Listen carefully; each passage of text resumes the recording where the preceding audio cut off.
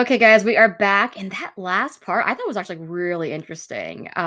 Just a recap, okay? We're talking about the fat fatties, they're talking about shame. And what we have observed is all these conversations they're having about their personal insecurities, they don't even realize are directly related to their health issues. It's kind of crazy. Okay. I'm here. I got my coffee. I'm getting ready to go to the gym after I'm done filming these videos. I'm still a little shook from what we just watched, because I literally just recorded that video and I'm very interested in seeing where this is going to go because I feel like now they're, like I said, it's a parallel truth. They're speaking parallel truths about this, but still in denial about their health. And I really do hope one day that they're able to connect it, but obviously right now they're not. But it's just very interesting to see them like living in this parallel reality, right? We can see the fourth dimension, but they currently can't see it. And it's very interesting because there was somebody in my comments earlier. If you want to check it out, my last podcast, somebody was very upset with me calling these people delusional because they're apparently acknowledging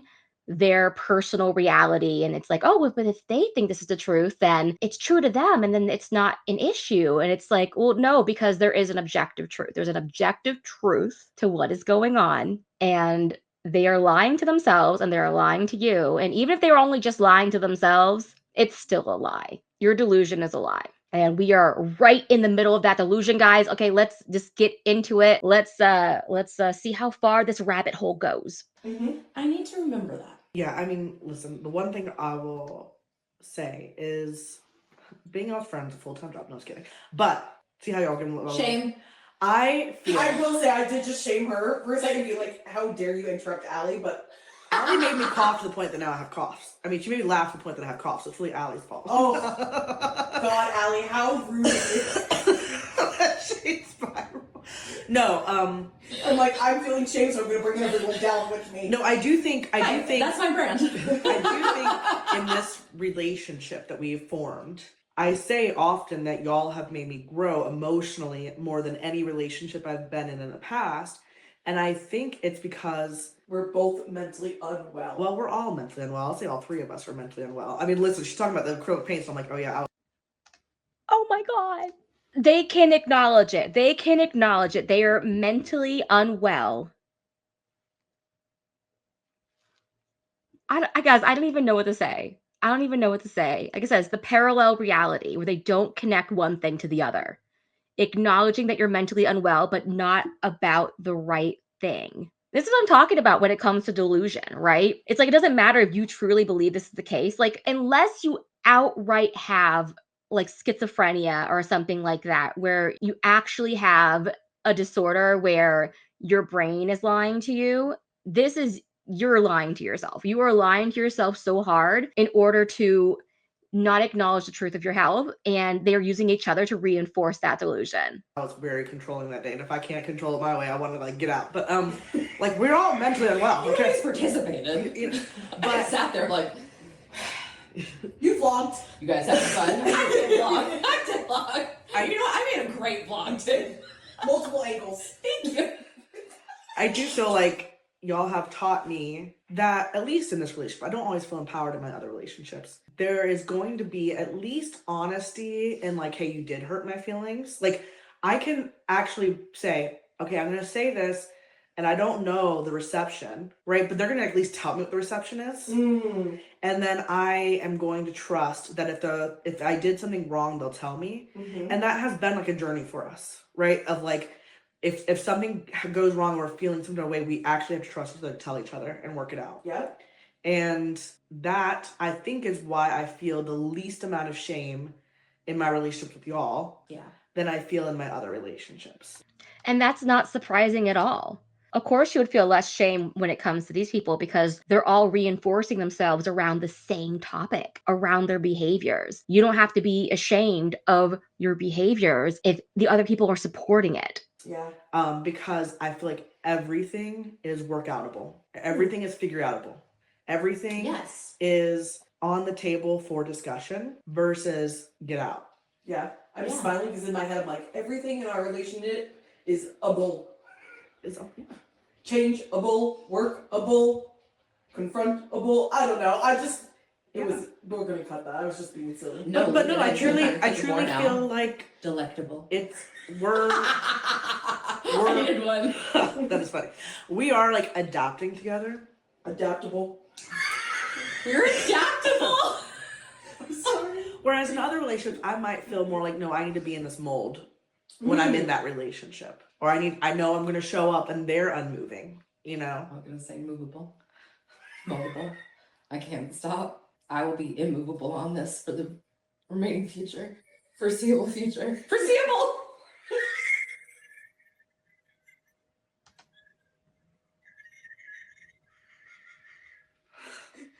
That's so funny.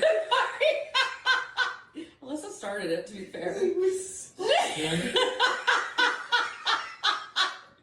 the Fab Fatties. Oh my god, we're actually going to make Rebecca cry! This orange looks like it's leaking. No, stop! I broke the banana already. I barely pressed it. This episode is weird. I kind of love it, though. Okay. I kind of love it. So it sounds like from your story, like you recognize that your way of dealing with shame is to do the against. Yes.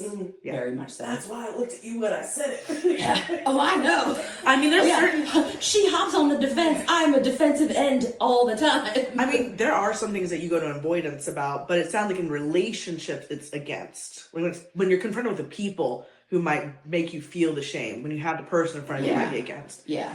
And when it's like a situational thing, it might be avoidance. Like what? Well, and the reason I like bring that up is because same, like avoidance for me, you know, and it's interesting listening to y'all because I don't know that I have a lot of relationships in my current life that make me feel shame, only because I don't have a lot of close relationships right now. I would say I have y'all as my primary close relationship, and then I have my like best friends I've known for a while, which we don't see or talk as often as this or about as much stuff as this, and my sister and her family, and like the rest are much more out on the outer rim, even if I love them a lot. And so one of the things that like I was thinking about the other day is y'all affect me a lot because I've let you in to the degree that I have let you in, and not a lot of people get into that degree, you know? There is something to that I think is very interesting, because when you're in the midst of these behaviors, I can definitely see you only letting people in who are going to reinforce those behaviors. And there's definitely lots of people who don't have that many close friends and they don't have these behaviors. But I think it's interesting that the people that she's closest to are the ones that she's actively working with to help reinforce the delusion. Does that make sense? I think it makes sense. There is a danger to letting other people into your inner circle who are not going to reinforce your beliefs, who are going to challenge your beliefs. And then you're going to see those beliefs are not something that you actually think, there's something you just tell yourself. And that's probably why they fight so many people in their comments, right? Because they can't handle being challenged. They can't handle somebody not going along with what they're saying. We have to maintain the lie. We have to maintain the delusion. We have to maintain the control. And remember, guys, just because I say it nicely doesn't mean that they're being nice about it. Like, they're being nice to each other right now. Like, I don't see them being actively mean like they were in the previous podcast, because they're all having a heart to heart. It's just very interesting to see that how much they're admitting without realizing they're admitting it. You know, like truly, I feel like I manage because I don't let people get deep with me and I don't get deep with them, you know, and it's a disservice to me in certain ways, but it's protective. And so my shame mechanism is absolutely away. You know, like if you're someone that makes me feel shame, if what you talk about makes me feel shame, if you've shamed me about a particular part of my life, you will never hear about it again. And this most shows up for me with finances. You know, like I'll joke with my siblings. Like, we got together for my sister's birthday the other week, and all the kids were there and they were being crazy. And I was like, LOL, guys, I get to go home to my quiet house. You know, That's funny. And I was like, I can't wait to have this peace and quiet. And I was like, but remember, I'm unloved and I don't have a family. Oh, You know, so like the darkness comes in. that was really dark. It was really dark, but like I think Isn't there her is. name Brittany? Oh, that's so funny. My sister-in-law's name is Brittany, so I was like, "Are you trying to call Brittany, or are you trying to call her therapist Brittany?" Is it your therapist named Brittany? My therapist is named Brittany. I'm Amber. You're right. What? She hasn't seen her therapist in a minute. I haven't. I canceled my appointment this week. I know. away. It was Remember, this conversation. away. They're kind of dragging on, and I was hoping they would finish the point, but I'm going to say this before I forget. But that is definitely a thing that happens. People joke to deflect their pain. Once again, it's all connected. Like, I've definitely done that where, like, oh, yeah, well, I mean, looking forward to going back to my house, get some peace and quiet. But at the same time, it's like, I wish I was married and had kids, right? Obviously. And so, yeah, I totally get that. Yeah, that deflection is super normal in the context of how they're using it, though. Yeah, very interesting. I've been sick too. Okay, I'm on antibiotics. But virtual sessions. Sorry, I don't mean to shame you right now. Oh no. Where was I going? Okay, yeah, but like I will occasionally feel shame about not being in the place that I thought I was gonna be in terms of like that's married. The lies we were told of what adulthood looks like, and also just adulthood looks different than this generation. Yeah. And part of me feels shame about it, and part of me is like, I have never met someone that could be my life partner. So like, I did not miss out on it because it's not like there's been a boat I should be on. You know what I mean? But financially, for sure. And I think for a long time that shame was channeled through overwork to try to meet it, right? And then at work, I've just been so disillusioned with the higher education system that I no longer want to push towards it by overworking or being the best, or I'm tired of giving so much of myself to something that does not recognize me. That what she said is actually extremely relatable for me. It's like I don't feel like I missed any boat when it comes to not finding the right person. I've never met somebody where I was like, oh, that could have been the right person, right? It's crazy to say that. It just kind of this goes to show, like, especially the millennial generation had a really huge disconnect coming of age in the internet age and everything being really gamified, right? Dating is primarily now on dating apps, and it's not a conducive way to actually date. But there's no way to like really meet people in person. And so it's kind of like the only option you have. And if you're the kind of person who's, not in the hookup culture or something, then that basically kicks you out of the dating field, right? And then I totally also relate to her about how you can't make up for that missing part of your life by throwing yourself into your career. And it's like you don't want to give all your energy to a company or a corporation or, like you said, higher education when you know you're not going to get anything back out of it. That's why I'm so focusing on trying to get married and, have kids, etc. That is something I've always wanted. I'm just hopefully, I will be lucky and meet somebody in person. But, that's like I always say, if you know somebody, let me know. Yes. And so now I'm back to withdrawal and withdrawal from work, withdrawal. I realize that some of the relationships I backed away from, it's because I'm financially insecure in those relationships, or I feel shame around it. Like the things that they can do with their money are not things I can do with my money. And, when people are talking about travel, when people are talking about home ownership and all that stuff, I can't relate. And I'm over here door dashing to buy myself a little treat or to pay my bills, and I can't relate. And so, I told Alyssa last week, I think that I was going to potentially do a DoorDash diary for Patreon about all the thoughts that come in my head around finances when I'm door dashing, because I work as a teacher at a university. There is prestige behind that job. Yes, there is. And I have absolutely cloaked myself in that prestige. What's hilarious is at the actual university, I'm on the low rung of their workers. I am a full-time teacher. I am not tenure line. I am not a researcher. I get paid less because I don't have a doctorate. And yet to the outside world, I always took pride at working at a university. And I work at a university and I can't pay my bills. Okay. Like I don't get paid enough to live independently the way I would want to. And so I DoorDash. And there is an element of like humility that I had to accept about the fact that I couldn't afford it. And I was doing, and not that I look down at DoorDash, I don't, because growing up, I worked at Gap and there were part-time teachers there. Like the signs were on the wall. I don't know why I thought I'd be able to afford life, as a teacher. That is so interesting. She can't afford DoorDash, but she still orders DoorDash.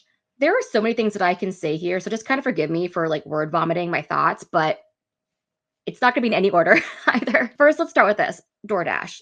is the food that you're ordering on DoorDash, is that likely to be healthy food? It's likely not. Is it likely to be high in calories? It likely is. If she's in a position where she's making fiscally irresponsible decisions by ordering DoorDash when she knows that she can't afford it, what does that tell you? That tells you that the behaviors that she's experiencing extend far beyond just the food that she's putting in her mouth, but also the lengths that she'll go to get that food, right? And she wants to do a diary around it. Why? Because she's feeling a certain amount of shame around it. She was hiding the extent of it until now. Also goes along with the behavior. What's preventing her from cooking and prepping meals and things that are more healthy? Even if you don't want to like control your calories, you can still eat healthier than eating DoorDash. It's also significantly less expensive if you're just cooking your own food. And I always say that, and then I'll talk to people who are just like, oh, but cooking is so stressful. And it's like, you can learn a few basic things that make it really easy. I posted a recipe on here just like a while ago about me making these snack wraps. And basically it's like I fried chicken breast, I marinated chicken breast. It's super easy. You just put it in the container, you put the marinade stuff in there, and you just let it soak overnight, and then you fry it on the stove into beef tallow. It's not that hard to actually do that. And then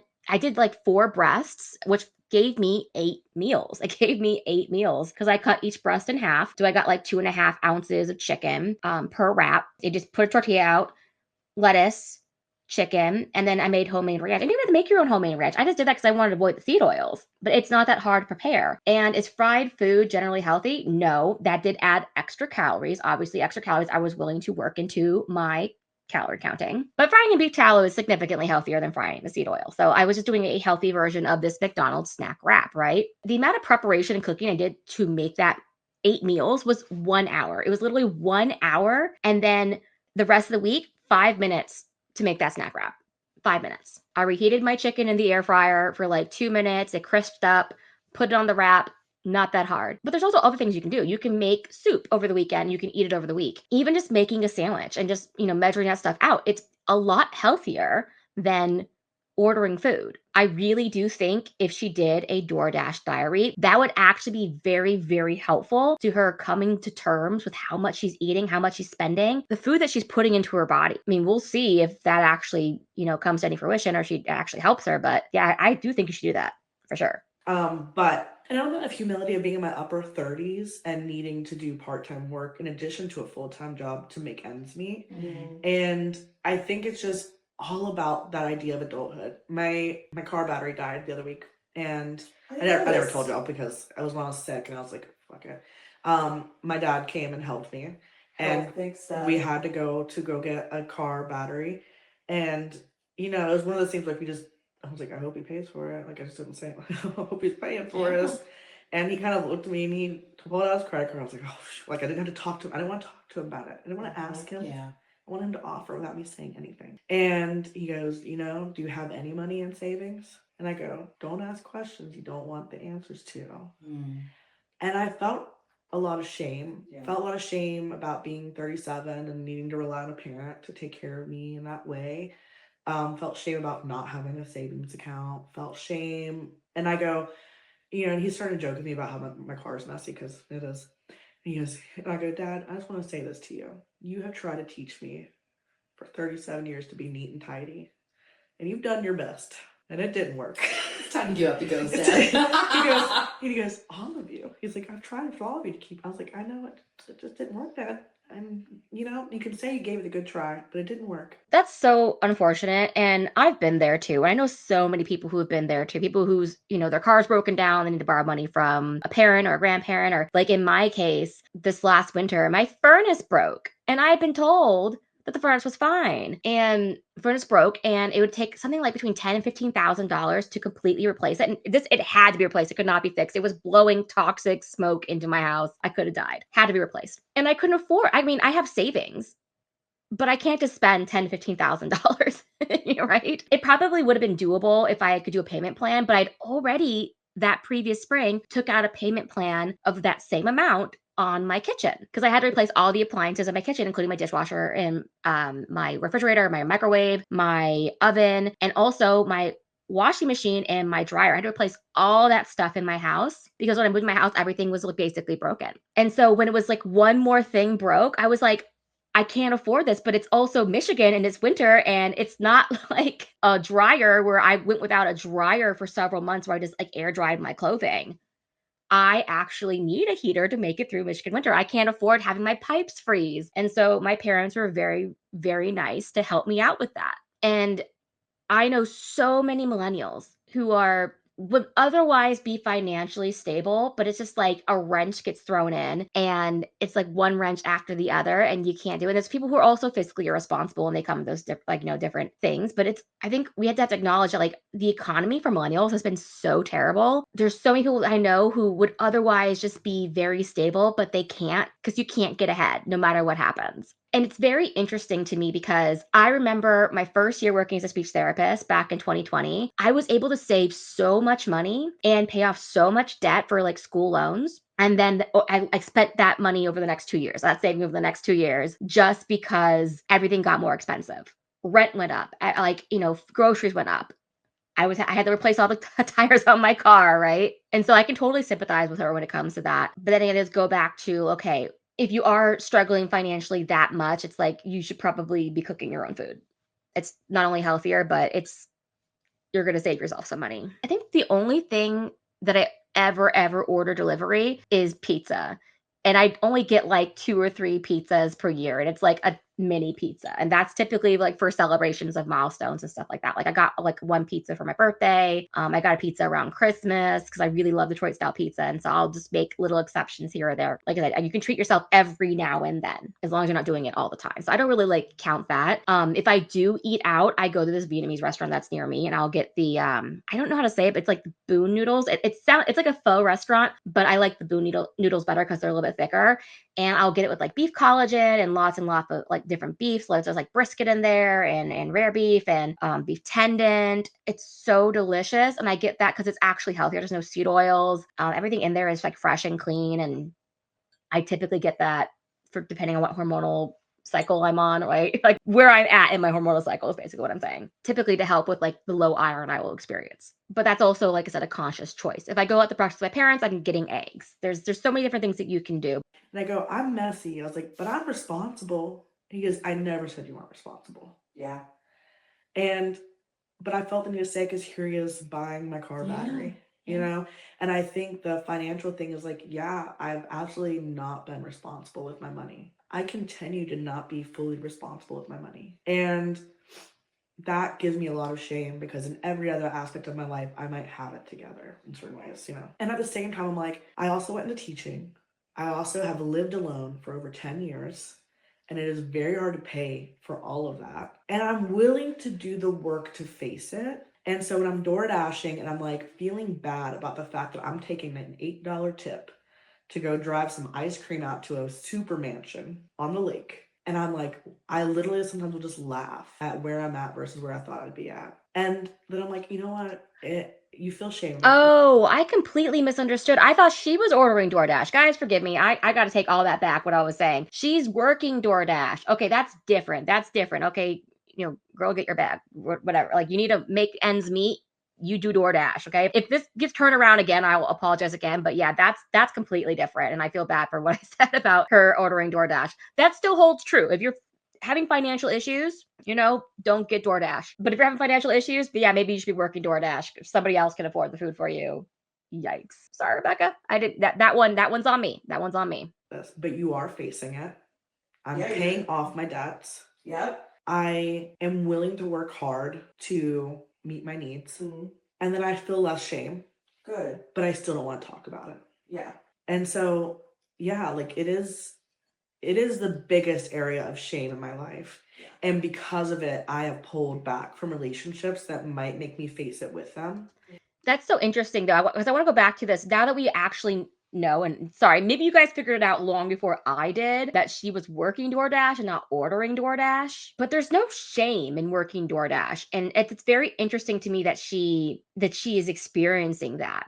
You have to work the jobs that you have to make money, right? That's why I'm making a lot of YouTube videos, because I'm like, well, I need to, I want to talk about this. I like doing YouTube. If I didn't have my other full-time job during the school year, I would 100% be making YouTube videos every single day because I actually like doing this. I'm not like dislike my other job, but this is like a lot more fun talking. I like to talk. So I'm a speech therapist, right? I talk. And so why not teach other people how to talk, right? And I will talk about these things and you can talk about them with me. But I would never experience shame about taking on a part-time job like that if you need to make money, you need to make money. And we need to stop like attaching status, stuff to this kind of thing. And it's kind of like when I was in speech therapy school and everybody wanted to work as like a medical speech therapist. And we all learned very quickly that medical speech therapists make like the least amount of money. You might as well just like work at a school. Doesn't have the status, but at least you'll be significantly more financially stable. And I was like, yeah, I'll take that. No problem. I have no shame. I have no shame. I want to make more money. This economy is so bad. I'm more motivated to make videos more regularly when I can because I want to make money. And it's like, I'm not saying, oh, I'm saying all these things to make money. No, these are my actual opinions, my actual thoughts. I'm telling the truth. But it does get my butt off the couch, to actually sit down and film. And I'm going to say that ironically from sitting in a chair. I'm just saying there's more motivation behind it to actually do the work. And also to do the work of losing weight because my videos mean nothing. They mean nothing unless I'm actually putting in the work to lose weight, which is why I'm going to the gym after this. And or remind me that it is a shameful area of my life. Yeah. Yeah, I think I pulled back from a lot of friendships where finances, like the different financial spaces we're in, is apparent. And it's obviously we're all in a different like finance situation, right? Alyssa owns her home with her husband. I don't feel that financial difference, even if we are in a different space. Mm-hmm. But I think it's also just the way you conduct yourself. Like there's really never talk about money or, and so when I'm around people that either see a bill as like not a big deal and I'm like, listen, I got this budget and I can't go outside of it. Or I'm with people who can just spend money casually. I feel some kind of way. And instead of just being honest, I just withdraw. Yeah, I think very similar to you and how shame shows up. I don't feel the shame coming necessarily from relationships. I find them coming from situations. And the number one most reoccurring shame that I feel is being the person at the back of the group walking. Mm. You know how the group's all going? Mm-hmm. I'm always the last one. Yep. I'm always the last one. Now, what group? Like just like friends at work, down the hallway. Like I can never, ever keep pace with other people. Now, some of that, when with Billy, I will literally take step for step with Billy. His legs are double the length. I'm just saying, Oh my God, you're a short girly. James is six feet No, tall. literally, Okay, sometimes I'm like literally pulling Billy. I'm like, you need to take half steps. Yeah.